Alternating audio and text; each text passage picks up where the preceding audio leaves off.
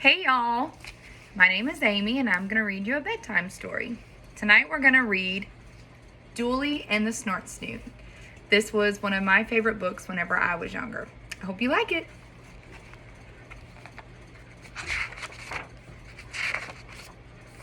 Dooley and the Snortsnoot. There was once a family of giants. A father giant was taller than a two-story building.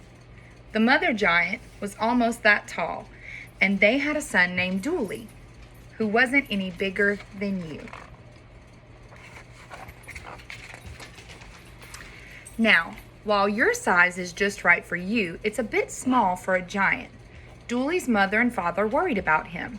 Mother said, "Eat your vegetables, Dooley, so you'll grow big and strong like your father."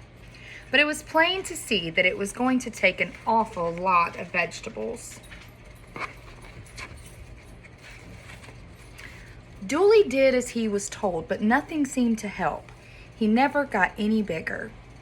"I'll always be little," said Dooley, and he started to cry. "Little or big, you're still a giant," Father reminded him. "And giants don't cry. Giants are brave." It's hard to be brave when you're not very big, but Father was right. Dooley was a giant, whatever his size. One of the things that giants did do is say fee, fi, fo, fum at people and scare them half out of their wits. This makes the giant feel important, and when you feel important, you feel big. So one day, Dooley went into the village to scare somebody. The first person Dooley saw was a little girl named Trina. Dooley stood on tiptoe to make himself as tall as he could, made a scowly face, and said, "Fee, fi, fo, fum." Trina giggled.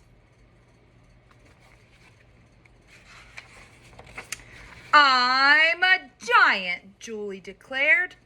"Not a very scary one," said Trina. Then, quite suddenly, she shouted, "Fee, fi, fo, fum!" Dooley was so startled, he jumped a foot. "That's the way you do it," said Trina. Some other children came over to ask what was going on. "We're being giants," Trina explained. So all the children who had been wondering what to play next anyway went around on their tiptoes saying, "Fee, fi, fo, fum." And Dooley had to admit that most of them did it better than he could. After a while, they got tired of being giants and played tag instead. Dooley was it most of the time. Dooley went into the village and played with the other children quite often after that. He enjoyed their company, but he wasn't very good at their games. When they played baseball, he was first one out. When they ran a race, he was last one in. And when they played hide and go seek, Dooley was always the first one found. He did the best he could, though, and it was fun even if he didn't ever win. But every once in a while, Dooley would remember that he was a giant, and giants like to feel important, so he would say, "Fee, fi, fo, fum." The children would look up from their games and say, "Not bad, Dooley. Keep trying. Who wants to play blind man's bluff?" But Dooley couldn't help being discouraged.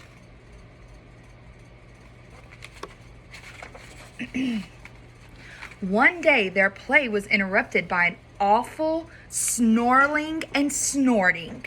From around the corner came the terrible, snarly Snortsnoot, who eats little children for lunch.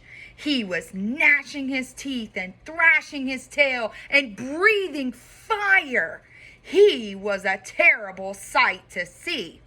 The children turned and ran with the Snortsnoot snarling at their heels.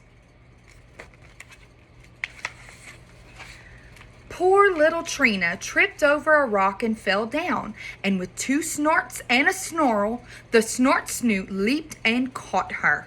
He licked his lips and got ready to eat her. "We've got to save Trina," shouted Dooley. "How can we?" asked the other children, quivering with fear. Oh, Trina. Dooley didn't know. He was just as frightened as they were, but he ran toward the Snortsnoot, determined to do the best he could. He looked at the Snortsnoot's fierce claws, then shivered. He looked at the Snortsnoot's wicked teeth and quaked. And then he took a deep breath and stomped on the monster's tail. The Snortsnoot gave a bellow and dropped Trina. He scowled a terrible scowl, and he growled a terrible growl as he turned and went after Dooley. One lunch was good as another. He'd eat Dooley instead of Trina. Dooley started to run, but then he remembered that he was a giant, and giants are brave. Giants don't run from Snortsnoots, no matter how snarly. So Dooley stopped running and stood still.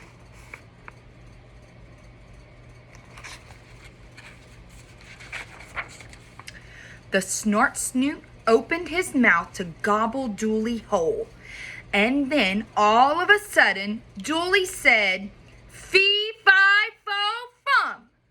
right in the monster's face. The Snortsnoot was so surprised he forgot to gobble. Then he remembered and opened his mouth again to swallow Dooley. But something remarkable happened.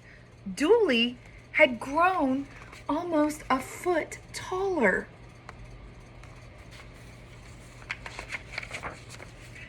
So much the better, thought the Snortsnoot.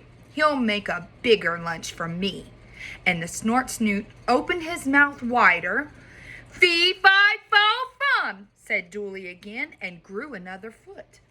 The Snortsnoot opened his mouth as wide as he could, but Dooley was growing too fast.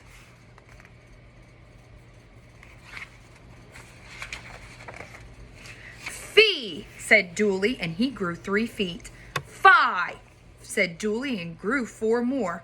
"Fo," said Dooley, and there were no longer any doubts that Dooley was a giant. By the time he reached Fum, Dooley was so big he could have swallowed the Snortsnoot. The Snortsnoot, who wasn't feeling very snorely anymore or hungry either, turned and ran and was never heard of again. Nobody knew for sure what made Dooley grow. His mother said it's because he ate his vegetables, and no doubt that helped. "I think," said Dooley's father, "it was because he did a very big thing." "I think I just grew up because it was time to," said Dooley modestly. "Anyway," said Trina, "you were very brave. Come on, Dooley, let's play King of the Mountain, and you can be the king." The end. Night, friends.